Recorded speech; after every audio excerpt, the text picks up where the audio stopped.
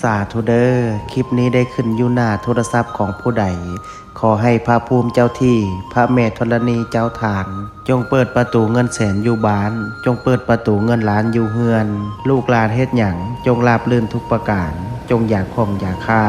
นึกคิดอันใดจงมาคว้าเอาอันใดจงไดพระอินทร์ขอให้มาทรงพระพรหมขอให้มารักษาเทวบุตรเทวดาขอให้มาคุ้มครอง